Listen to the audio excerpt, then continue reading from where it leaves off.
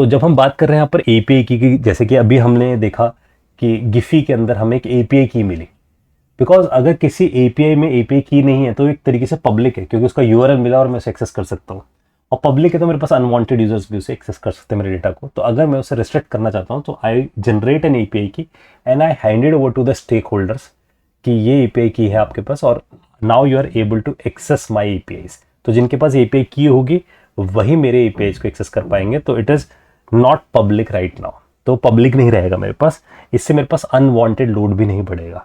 That's why हम API keys create कर देते हैं। इस एपीआई की से हम ये तक भी पता लगा सकते हैं कि अगर मेरे पास नंबर ऑफ रिक्वेस्ट ज़्यादा आ रही है इस एपीआई की से, तो मैं इसे पेड कर सकता हूँ या इसे स्टॉप कर सकता हूँ, या इसका कोई मेरे पास कोई कोटा हो सकता है कि इस इतनी नंबर ऑफ रिक्वेस्ट के आगे मैं इसे ब्लॉक कर दूंगा, इसके आगे नहीं चलेगा।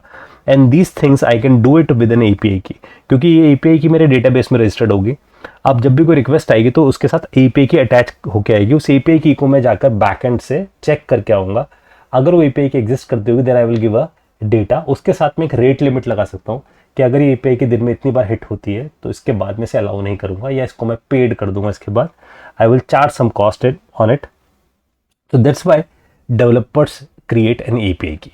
तो जैसे अभी हमने एपीआई की का फंडा समझा, तो जनरली एपीआई की के साथ एक कंफ्यूजन क्रिएट होती है, dates a token based authentication को लेके। तो एपीआई की किस लिए, पहले हम इसे समझते हैं। जैसे कि सपोज आप में से हमें समझते हैं कि हमने कोई डेटा इकट्ठा करके एक सर्वर क्रिएट किया।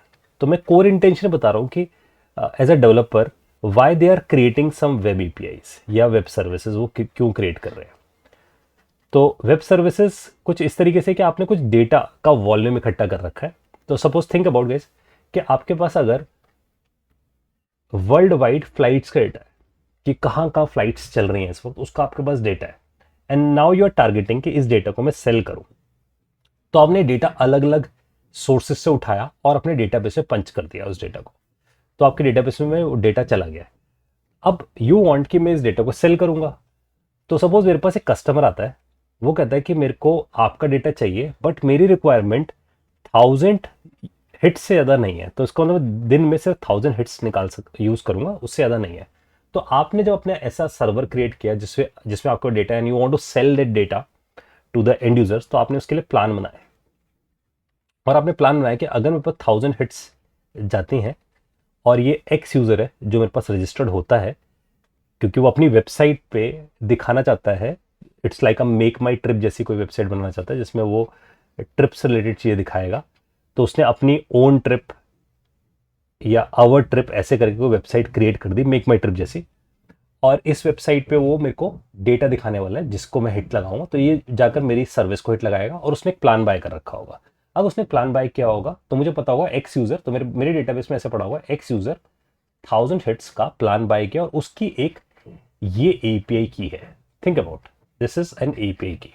अब मैं उसे बोलूंगा एज अ डेवलपर जब भी आप मुझे हिट लगाओगे you always pass this API की। तो आप मुझे एपीआई की पास किया करोगे जिससे मैं पता लगाऊंगा कि आपके 1000 हिट्स में से how many hits is get consumed. उसी हिसाब से आपका प्लान चल रहा होगा। आपका प्लान एग्जॉस्ट हो जाएगा जब 1000 हिट्स से अबव जाओगे। तो सपोज मेरे पास एक और यूजर है वाई जो बोलता है कि मेरे पास 10 लाख हिट्स का मुझे चाहिए। तो ऑफकोर्स मैं उसका भी डेटा अपने पास रखूंगा, उसकी भी हिट्स लिमिट्स रखूंगा, और वहां जाकर मेरे पास उसकी कोई की हो सकती है जो मैंने उसे जनरेट करके दे रखी होगी। अब ऐसा हो सकता है कि इस मेक माई ट्रिप जो चल रही होगी या ओन ट्रिप जो चल रहा होगा, इस पे इसके बहुत सारे एंड यूजर्स आएंगे। अब इसके बहुत सारे एंड यूजर्स आएंगे तो ये अपनी बुकिंग्स या अपनी ट्रिप उन सब के बारे में डिटेल देख सकते हैं। तो इनमें से किसी भी एंड यूजर के पास ये एपीआई की नहीं होगी, राइट, बिकॉज दिस एपीआई की is consumed by this website, जिससे वो मेरे से फ्लाइट्स का डेटा मांगता है और फिर फ्लाइट्स का डेटा को एंड यूजर्स को दिखाता है। लेकिन इन एंड यूजर्स पे जब ये लॉग इन करेंगे इसकी वेबसाइट पे, तब हम इनके लिए जनरेट करेंगे टोकन नंबर। तो हम एक टोकन नंबर जनरेट करेंगे। Why we are generating a token number, क्योंकि हम जिस प्रोटोकॉल पे काम कर रहे हैं विच इज एन एचटीटीपी। तो एचटीटीपी जो प्रोटोकॉल है वो कनेक्शन लेस प्रोटोकॉल है। इसका मतलब वो जैसे ही रिस्पॉन्स करता है वो डिस्कनेक्ट हो जाता है। That's why we are saying it's a connectionless. और साथ साथ वो स्टेटलेस भी है। स्टेटलेस की वजह से वो अपना स्टेट यानी कि अपने आप को याद नहीं रख पाता। तो जब कोई यूजर आता है, suppose this is my 1 user, this is my 2 user, this is 3, this is 4, ऐसे करते करते मेरे पास 100 अलग अलग यूजर्स हैं। तो जब फर्स्ट यूजर आता है और वो लॉग इन करता है तो मैं उसे नहीं याद रख पाऊंगा कि वो कौन है, तो मैं उसे एक टोकन नंबर जनरेट करके दूंगा। और टोकन नंबर जब मैं उसे जनरेट करके दूंगा तो इट इज़ लाइक मैंने उसे एक 99 टोकन नंबर जनरेट किया, उस 99 को मैं अपने पास रखूंगा और आई रिमेंबर कि 99 का मतलब 1 है। अब जब ये दोबारा मेरे को रिक्वेस्ट करेगा तो आई कैन आइडेंटिफाई 99 है, 1 है, अब इसको क्या सर्व करना है।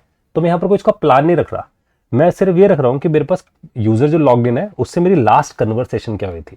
तो टोकन का पर्पस है उसका कन्वर्सेशनल स्टेट मेंटेन करना, कि मेरी उससे क्या कन्वर्सेशन चल रही है, राइट। इसलिए हम उसको टोकन बोल रहे हैं कि हम टोकन बेस्ड ऑथेंटिकेशन करते हैं या फिर हम सेशन बेस्ड ऑथेंटिकेशन करते हैं।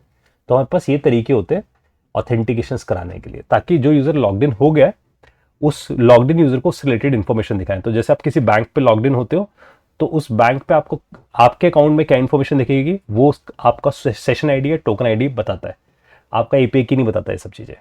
तो बैंक अगर किसी थर्ड पार्टी चीजों को यूज कर रहा है, सपोज बैंक कहता है कि मैं सिबिल से कनेक्ट करने वाला हूं, तो वो उसका एपीआई की यूज कर सकता है, या वो किसी पेमेंट गेटवे से इंटीग्रेट होना चाहता है तो वो किसी एपीआई की को यूज कर सकता है इंटरनली। तो उसके डेवलपर्स को एपीआई की पता होगी, लेकिन एंड यूजर्स को कभी नहीं पता होगी। तो उसके एंड यूजर के पास सिर्फ क्या जाएगा, एक टोकन जाएगा जिससे वो वेरीफाई करेंगे कि ये यूजर लॉग्ड इन है, और इस यूजर के लॉग्ड इन होने पे हम इसे यही इन्फॉर्मेशन दिखाएंगे जो किसी और यूजर को नहीं दिखा रहे होंगे। That's why we need this token based authentication system. तो इसी टोकन बेस को एक और इजिएस्ट एग्जांपल से अगर आप याद रखो, तो जैसे आप सबने मूवी देखी होगी गजनी। तो इस मूवी में जो आमिर खान है, it's like a HTTP server की तरह है, जो हर थोड़ी देर में भूल जाता है, जिसका मतलब जो भी उससे मिलने आता है वो भूल जाता है। अब उसे याद रखने के लिए वो क्या करता है, वो अपना एक डेटाबेस मेंटेन रखता है जिसमें वो फोटोज मेंटेन रखता है, और उसके पीछे लिखता है कि डॉक्टर है, लॉयर है। अब जब भी कोई उससे मिलने आता है तो वो अपने डेटाबेस में देखता है कि ये कौन है, और वो साथ साथ जब भी किसी बंदे से बात करता है तो उसकी फोटो उसे एक कॉपी उसे देता है। It's like a token number client को देता है और एक टोकन नंबर अपने पास रखता है। और जब भी कोई आता है तो उसका टोकन नंबर उससे पूछता है, यानी कि उसकी फोटो उससे पूछता है और चेक करता है अपने डेटाबेस में कि क्या वो टोकन नंबर पास है, और फिर उस टोकन नंबर के पीछे यानी कि उस फोटो के पीछे वो लिख के रखता है ये डॉक्टर है, लॉयर है। तो फिर वो उसके साथ अपना कन्वर्सेशन स्टार्ट करता है।